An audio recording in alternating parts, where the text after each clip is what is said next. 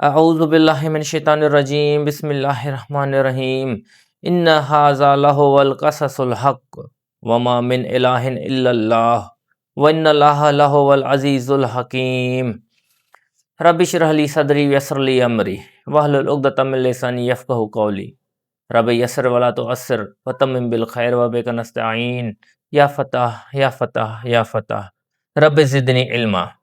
ए नबी सल्लल्लाहु अलैहि वसल्लम, बेशक इहे किसा वाक़ई सचा आहिनि ऐं अलाह खां सवाइ ॿियो को बि इबादत जे लाइक़ु नाहे ऐं बेशक अलाह यकीनन ज़बरदस्त ग़ालिब ऐं कमाल हिकमत वारो आहे। पोइ जेकॾहिं अञा बि न मञीनि ऐं फिरी वञनि त बेशक अलाह अहिड़नि फ़सादियुनि खे चङी तरह ॼाणंदड़ आहे। असल में इहे ॿई आयतूं पोएं रुकू सां मिलियल हुयूं, लेकिन उते मूंखां बयानु करणु रहिजी वियूं। ऐं ए नबी सल्लल्लाहु अलैहि वसल्लम चओ त ए अहले किताब, अचो त हिकु अहिड़ी ॻाल्हि ते मुतफ़िक़ थियूं जेका असां ऐं अव्हां जे विच में हिकु जहिड़ी आहे। अलाह ताला पंहिंजे नबी सां मुख़ातिब थींदे फ़रमाए रहियो आहे त ए नबी सल्लल्लाहु अलैहि वसल्लम अहले किताब खे फ़रमायो, चओ यहूदियुनि ऐं ईसायुनि खे त अचो अहिड़ी हिकिड़ी ॻाल्हि ते जेका तव्हां में ऐं असां में कॉमन आहे, जेका तव्हां ऐं असां में हिकु जहिड़ी आहे। ऐं उहा कहिड़ी ॻाल्हि आहे त असीं अलाह खां सवाइ ॿिए कंहिंजी बि इबादत न करियूं, अकेले अलाह जी इबादत करियूं ऐं अलाह सां कंहिंखे शरीक बि न करियूं ऐं असां मां अलाह खां सवाइ केरु कंहिंखे रब न बणाए। पोइ जेकॾहिं फिरी वञनि त तव्हां खेनि चओ त गवाह रहिजो त असीं मुस्लमान आहियूं। हाणे अलाह ताला फ़रमाए थो पंहिंजे नबी खे त नबी इन्हनि खे चओ, यानी अहले किताब खे चओ, यहूदियुनि ऐं ईसाइनि खे चओ त अचो हिकिड़ी अहिड़ी ॻाल्हि ते जेका तव्हां में असां में हिकु जहिड़ी आहे। हाणे हुननि में असां में कहिड़ी ॻाल्हि हिकु जहिड़ी आहे जेको अलाह फ़रमाए थो, उहा ख़ासि अलाह सां मुतलिक़ आहे। अलाह खां सवाइ कंहिंजी इबादत न करियूं, अलाह सां गॾु कंहिंखे शरीक न करियूं, अलाह खे छॾे करे कंहिंखे रब न बणायूं। ॿिनि ॻाल्हियुनि जा हू सिधा सवा इनकारी आहिनि। हुन रसूल खे मञनि, न अलाह जे आख़िरी किताब खे मञनि, उन जे बावजूदि अलाह ताला उनखे फ़रमाए थो त अचो हिकिड़ी ॻाल्हि ते त मुतफ़िक़ थियूं। पर अफ़सोस आहे अॼु असां मुसलमाननि में बि इतिहाद नाहे, ख़ुसूसन ईरान ऐं बाक़ी मुसलमाननि में। चलो ईरान सां असांखे इख़्तिलाफ़ात अक़ीदे जी बुनियाद ते ज़रूरु आहिनि, पर हीअ जेके हालात हींअर ईरान में हली रहिया आहिनि, इसराईल ऐं अमेरिका जेको यहूद ऐं ईसाई आहिनि, उन्हनि ॿिनि में बि कहिड़ी हिकु जहिड़ी ॻाल्हि आहे। सिर्फ़ु उन्हनि में बि हिकिड़ी ॻाल्हि आहे त ॿई सिर्फ़ु अलाह खे मञनि था, अलाह जी ॿई नथा मञनि पर अलाह खे ॿई मञनि था। सिर्फ़ु उन हिकिड़ी ॻाल्हि हुजण जे करे हू पाण में गॾु बीठा आहिनि। हालांकि क़ुर फ़रमाए थो त इहे ॿई हिक ॿिए जा कटर दुश्मन बि आहिनि। तव्हां सम्झो था त हू पाण में मिलियल आहिनि, लेकिन क़ुर थो फ़रमाए त हुननि जूं दिलियूं बि पाण सां मिलियल न आहिनि, हुननि जूं दिलियूं बि फाटल आहिनि, हू जानी दुश्मन आहिनि हिक ॿियनि जा। यहूदियुनि पंहिंजे हिसाब सां ईसाइनि जे नबी खे बि क़तल कयो। इहा वॾी हिकिड़ी गुस्से वारी ॻाल्हि आहे जेके अॼु ताईं बि इहे ईसाई बर्दाश्त नथा करे सघनि। तारीख़ गवाह आहे त ईसाइयुनि यहूदियुनि जो हर वक़्तु क़तल आम कयो आहे। हिटलर खे ई खणी ॾिसो, हिटलर लख खां वधीक यहूदियुनि खे ज़िंदा केमिकल में विझी करे साड़ायो आहे। वक़्तु ब वक़्तु हू पाण में विढ़ंदा रहिया आहिनि। त पोइ छा अॼु असां ॿिया तमामु मुसलमान मुल्क ऐं ईरान इहे इख़्तिलाफ़ात जेके अक़ाइद जी बुनियाद ते इख़्तिलाफ़ आहिनि, इन्हनि खे विसारे करे बाक़ी गॾु नथा थी सघूं। असां ईरान में त हिकु जहिड़ियूं ॻाल्हियूं बि काफ़ी आहिनि। असां सभु अलाह खे बि मञूं था, असां सभु अलाह जे रसूलनि खे बि मञूं था, असां अलाह जे किताबनि ते बि ईमान रखूं था, अलाह जे फ़रिश्तनि ते ईमान आहे, तक़दीर ते ईमान आहे। जेके बि ईमान वारियूं ॻाल्हियूं आहिनि उहे तक़रीबन असां में हिकु जहिड़ियूं ई आहिनि। छा उन जे बावजूदि बि असां हिन जंग जे हालात में गॾु नथा थी सघूं, ईरान सां गॾु नथा बीह सघूं? क़ुर ता क़यामत ताईं हलंदो, इहा आयत अॼु जे हालात में बिल्कुलु फिट बीहे थी। अलाह ताला फ़रमाए थो त पंहिंजा इख़्तिलाफ़ छॾियो, पाण में हिकु जहिड़ी ॻाल्हियुनि ते अचो। ऐं इसराईल हींअर वक़्त जी सभ खां वॾे में वॾी बीमारी आहे।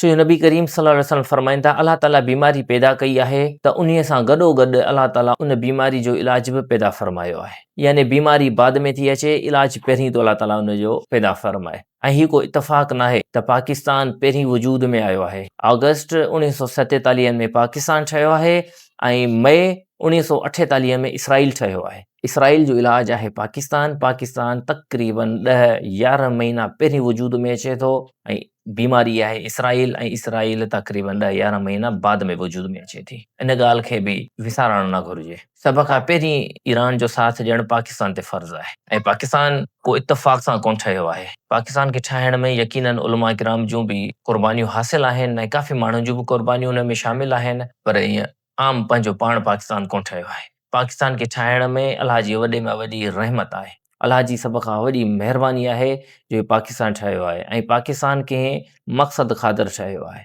क़ाइदे आज़म मोहम्मद अली जिन्ना इहो फ़रमायो, इसराईल हिकिड़ो नाजाइज़ औलाद आहे। इहा अलाह जी महिरबानी आहे त अॼु बि पाकिस्तान इसराइल खे क़बूल नाहे कयो। पाकिस्तान इसराइल जी अख़ में अॼु ताईं चुभे पियो। उमेद आहे त असांजा जेके बि अॻुवान आहिनि इन ॻाल्हि ते ज़रूरु गौर फ़िक्र कंदा। ए नबी सल्लल्लाहु अलैहि वसल्लम चओ त अहले किताब, अवां इब्राहिम अलैहिस्सलाम जे यहूद या ईसाई हुजण बाबति छो था झगड़ो करियो?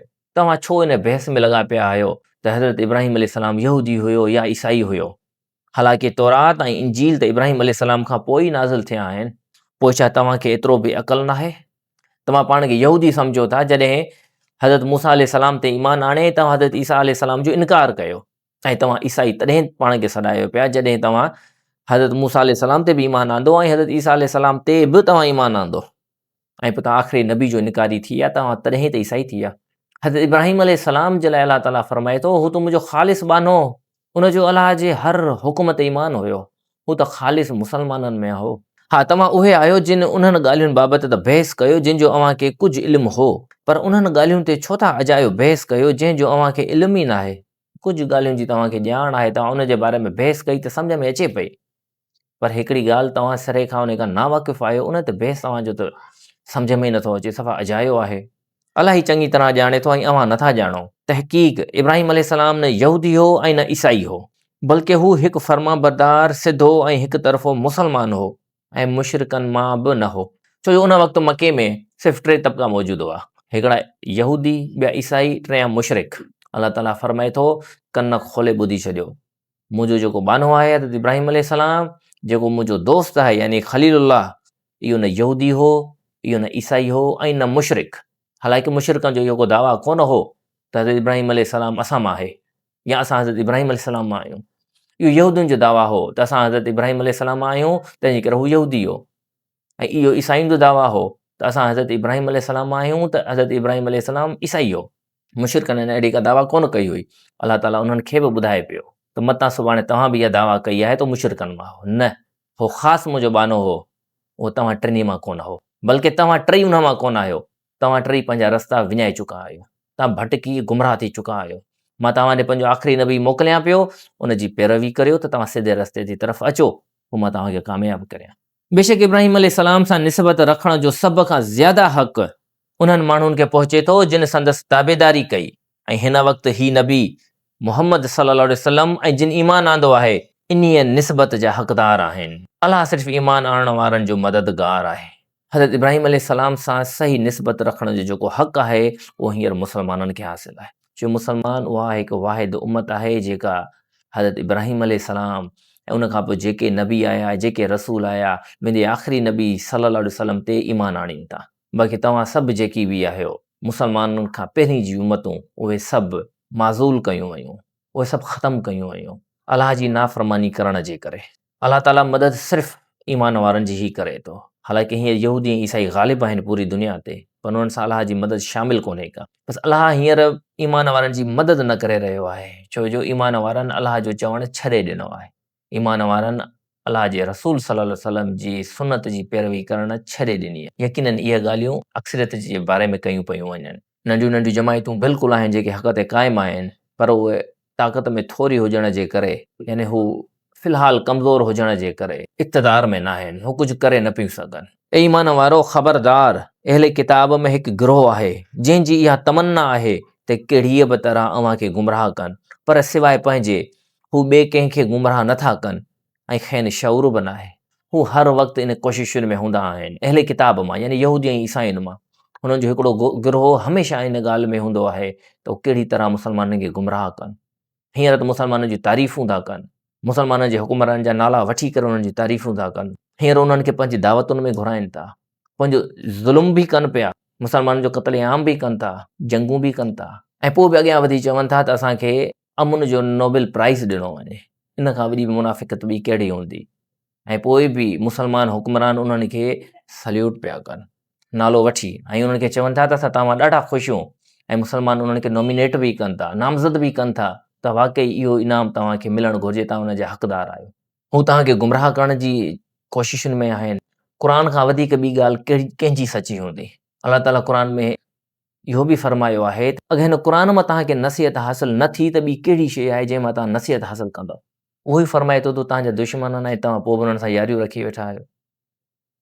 जे तव्हां उन्हनि सां यारियूं रखियूं त पोइ फरमाए थो त मां तव्हांजी मदद बि कोन कंदुसि।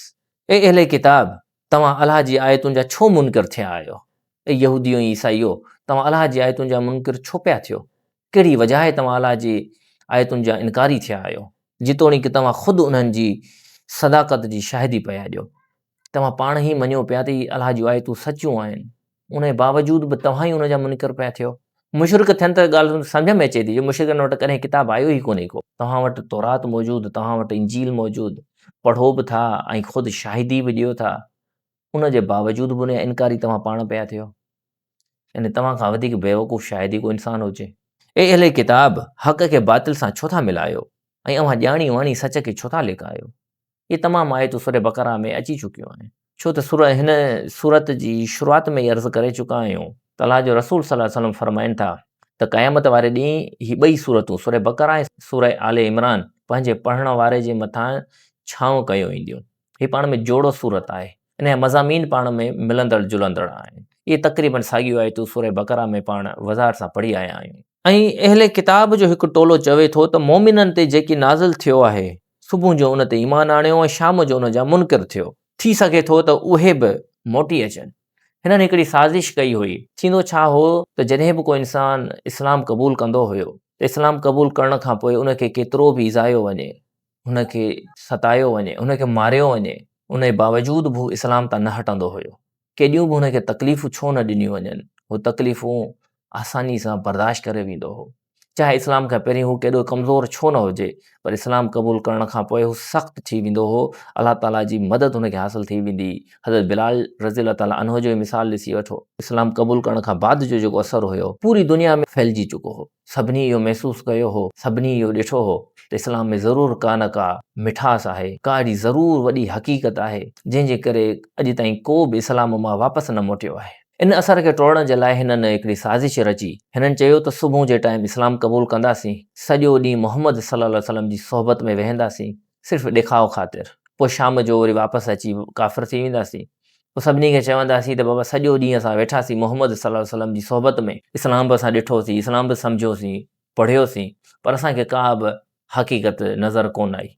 अगरि का अहिड़ी वाक़ई में का सुठी ॻाल्हि हुजे हा इस्लाम में, त असां बि इस्लाम में रहिजी वञूं, असां छो वापसि थियासीं। इहे हालात ॾिसी करे जेके कमज़ोर माण्हू हुआ, जिन्हनि इस्लाम न बि क़बूल कयो हो, जिन जो इरादो क़बूल करण जो बि हुजे, त उन्हनि जी दिलि में बि ख़्यालु थियो त यार वाक़ई हीअ असांजा वॾा सरदार आहिनि, हिननि वॾे ख़ुलूस सां सची नियत सां हुन इस्लाम क़बूल कयो ऐं मोहम्मद सल्लल्लाहु अलैहि वसल्लम जी सोहबत बि हुननि हासिलु कई, त ज़रूरु का हुननि ॻाल्हि ॾिठी त हूंदी जो शाम जो वापसि काफ़िर थी विया। थी सघे थो त इहा ॻाल्हि उन्हनि खे बि रोके विझे, या वरी जेके नवां नवां मुस्लमान थिया हुआ, जिन जो अञा ईमान उहो पुख़्तो कोन थियो हुजे, त इन्हनि जी साज़िश उन्हनि ते बि असरु करे सघे पई। छो जो क़ुर फरमाए थो त पोइ हुननि चयो पिए त थी सघे थो त उहे बि मोटी अचनि, यानी अञा नवां नवां दाख़िल थिया आहिनि उहे मोटी पवनि, या अञा जिन सिर्फ़ु इरादो ई कयो आहे इस्लाम क़बूल करण जो, उहे ई मोटी पवनि, हाणे उहे बि इस्लाम क़बूल न कनि। इहे इस्लाम दुश्मन हमेशह खां मौजूदु आहिनि। इन्हनि जी इहा वजह सिर्फ़ु इहा ई हुई त हुननि जी चौधराहटूं न हलियूं वञनि, उन्हनि जी ज़िंदगी जूं आराइशूं न ख़तमु थी वञनि। अहिड़े किताब पाण में चवनि था त पंहिंजे मज़हब जी ताबेदारी करण वारनि खां सवाइ ॿियनि जी ॻाल्हि न मञियो। यानी किथे ईअं न थिए जो तव्हां मां हींअर त साज़िश तौरु वञी इस्लाम क़बूल करियो पिया, मोहम्मद सल्लल्लाहु अलैहि वसल्लम जी सोहबत साज़िश तौरु वञी तव्हां हासिलु करियो पिया।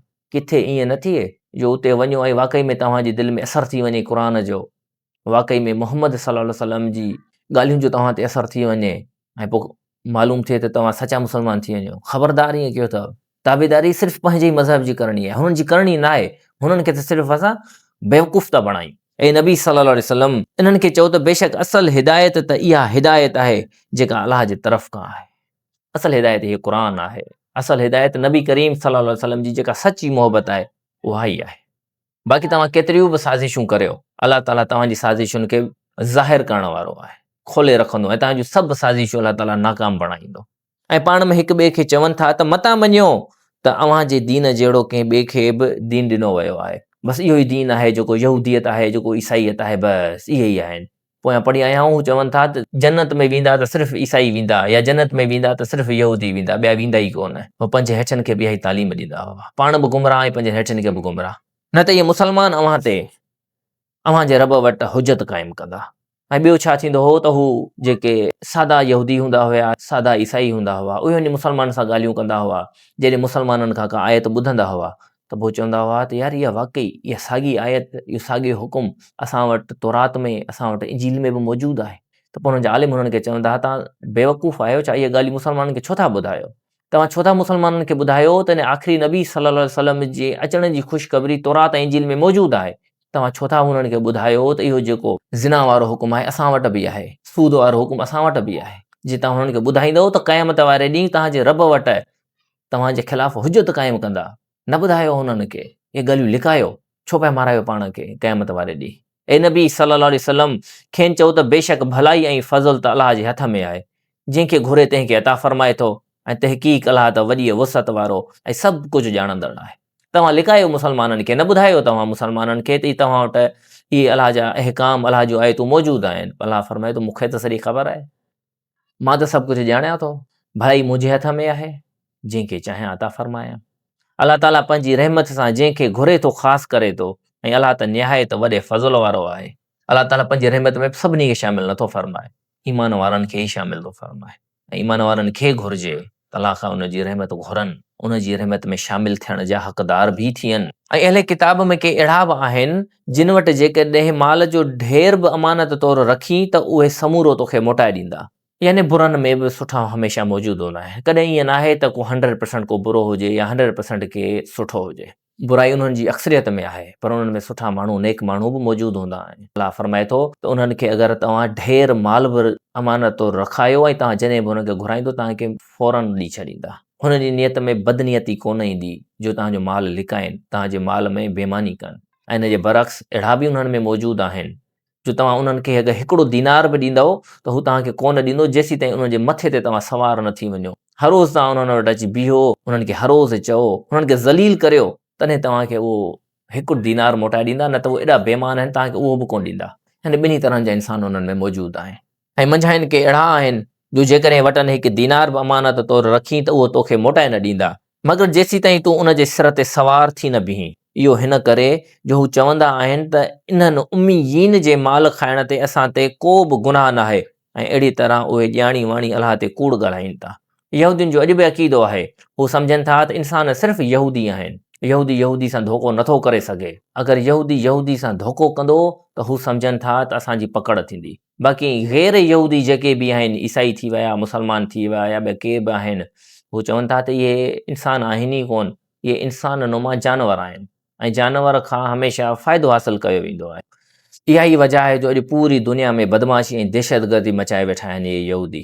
कंहिं बि मुस्लमान मुल्क खे हू छॾीनि कोन था। अगरि हींअर त अमेरिका हुननि जी पुठि भराई में बीठी आहे, छो अमेरिका में हिननि जो मक़सदु आहे, ॿिन्ही जो हिक ॿिए में मक़सदु आहे। अगरि यहूदियुनि जो अमेरिका खां मक़सदु ख़तमु थी वियो त हीअ अमेरिका खे बि ख़तमु करण में देरि न कंदा, हीअ उन्हनि ते बि हमले करण में देरि न कंदा। पर फ़िलहाल हू कमज़ोर आहिनि, अमेरिका ताक़तवर आहे, तंहिंजे करे अमेरिका बि ख़ुशि त हीअ बि ख़ुशि। इहो मन घड़त अक़ीदो हुननि पाण ठाहियो आहे, ऐं पोइ यकीनन इहो अलाह जे बारे में कूड़ था हणनि त इहो अलाह ताला असांखे चयो आहे। अलाह ताला यकीनन हिननि खे तमामु इंसाननि ते हिननि खे फ़ज़ीलत ॾिनी हुई, पर जॾहिं हिननि अलाह जी नाफ़रमानी कई त अलाह ताला हिननि खे बि मग़लूब करे छॾियो। थोरे फ़ातिह में अची वियो त हिननि खे ज़लील ख़्वार करे छॾियईं।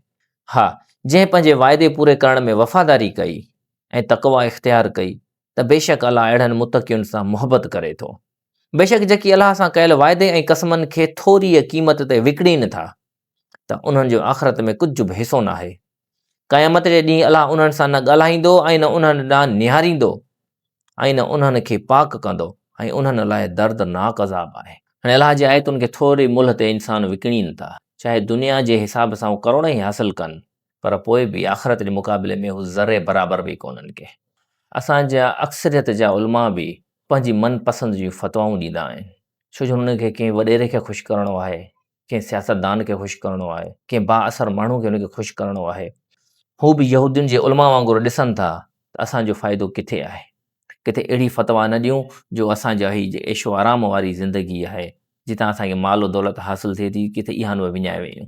छो जो नबी करीम सल्लल्लाहु अलैहि वसल्लम फ़रमाइनि था त मुंहिंजी उमत बि यहूदियुनि वांगुरु अंधी पैरवी कंदा।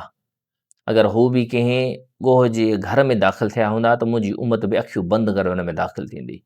यकीन मां बार बार इन खे वज़ाहत करियां पियो त अक्सरियत जी ॻाल्हि आहे, ऐं बेशक उन्हनि अहिड़े किताब जे आलिमनि जी यकीनन हिकु जमायत आहे जेको पंहिंजी ज़बानुनि खे मरोड़े किताब पढ़नि था त जीअं तव्हां सम्झो त उहो किताब मां आहे, पर उहो किताब मां न आहे। ऐं पिणु चवनि था त इहो अलाह जे तरफ़ां आहे, पर उहो अलाह जे तरफ़ां असुलु न आहे। ऐं इहे ॼाणी वाणी अलाह ताला ते कूड़ ॻाल्हाइनि था। जीअं पढ़ी आया आहियूं, जीअं अलाह ताला हुननि खे हुकुम कयो त जॾहिं तव्हां दरवाज़े मां दाख़िल थियो त उते तव्हां चइजो हिततुन। हुननि सिर्फ़ु ज़बान खे मरोड़े चयो हिंततुन, नून जो इज़ाफ़ो करे छॾियो। लफ़्ज़ साॻियो ई आहे, पर ज़बान मरोड़े जे पढ़ी वई, लफ़्ज़ जी माना ई मटिजी वई। असांजा बि हिते आहिनि काफ़ी जेके हदीसुनि जे लफ़्ज़नि खे फेराइनि था, क़ुर जे लफ़्ज़नि खे बि घुमाइनि फिराइनि था। अची चुको आहे क़ुर में त जिन जी दिलयुनि में ॾिंगाई आहे, जेके फ़सादी आहिनि, जेके फितनो मचाइणु चाहिनि था, त उहे आयत मुतशाबिहात जे पुठियां लॻनि था। पोइ आयत मुतशाबिहात मां का आयत खणी पंहिंजी मन घड़त जेका हुननि स्टोरी ठाही आहे, कहाणी ठाही आहे, उनखे उन में फिट करण जी कोशिशि कनि था ऐं फिट करे बि वञनि था, छो जो मज़ामीन उन सां मिलंदड़ जुलंदड़ बि आहिनि। अलाह फरमाए थो त इहे चवनि था त इहे अलाह जे तरफ़ां आहे, पर इहे असल में अलाह जे तरफ़ां न हूंदो आहे। इहे कूड़ा आहिनि, इहे फ़सादी आहिनि। सिर्फ़ु अहिड़े किताब में न, इहे असां में बि मौजूदु आहिनि। कंहिं बि इंसान खे इहो नथो सुहे जो अलाह खेसि किताब जो इल्मु, दानाई ऐं नबूअत सां सरफ़राज़ करे ऐं हू माण्हुनि खे चवे त अलाह खे छॾे मुंहिंजा बाना थियो, पर यकीननि चवंदो त रब जा सचा बाना थियो। इन करे जो अव्हां किताब पढ़ायो था ऐं ख़ुदि बि पढ़ो था। अलाह कंहिं नबीअ खे नबूअत सां सरफ़राज़ करे ऐं उहो नबी तव्हांखे चवे त तव्हां अलाह खे छॾे ऐं मुंहिंजी इबादत करे, अलाह त फरमाए इहो कॾहिं बि कोन्ह थींदो। बल्कि मुंहिंजो नबी तव्हांखे इहो हुकुम कंदो त ख़ालिस अलाह जी इबादत करियो, जंहिंजी मां नबी करे रहियो आहियां। यकीननि अॼु जेके सच में अलाह जा नेक बाना आहिनि, उहे बि तव्हांखे कॾहिं कोन चवंदा त तव्हां अलाह खे छॾे करे अची मुंहिंजे पुठियां लॻो। मां ही दरगाह हलाए रहियो आहियां शुरू खां वठी, त अची हिन दरगाह ते किरियो, मूंखे बि सजदो करियो ऐं हिन दरगाह ते जेका अंदरि क़ब्र ठही पई आहे मुंहिंजे बाबे जी, मुंहिंजे ॾाॾे जी, त इन जे अॻियां बि किरो। को वाक़ई में नेक माण्हू तव्हांखे इहो कोन्ह चवंदो। हा, बाक़ी जेको धोखेबाज़ आहे, जेको दुनिया कमाइण लाइ आहे, जेको ठग आहे, फ़रेब आहे, दगाबाज़ आहे, इहे सभु लफ़्ज़ बि हुन जे लाइ तमामु नंढड़ा आहिनि। जो अलाह जे नबी सल्लल्लाहु अलैहि वसल्लम इन्हनि ते त लानत फरमाई आहे। त अहिड़ा इंसान तव्हांखे ज़रूरु चवंदा त असांजे पुठियां लॻो।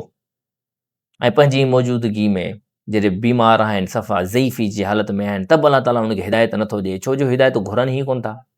उन ई हालत में मरी था वञनि, पोइ उन्हनि जो पुटु, उन्हनि जो पोटो, उनजो ॾोहिटो, उनजो ॾाटो, जेके बि आहिनि, सभु वरी उथी बीह था रहनि। पहिरीं त उन्हनि में झगड़ा था थी वञनि त हाणे इहा मुंहिंजी सीट आहे, इन जो हक़दारु मां आहियां।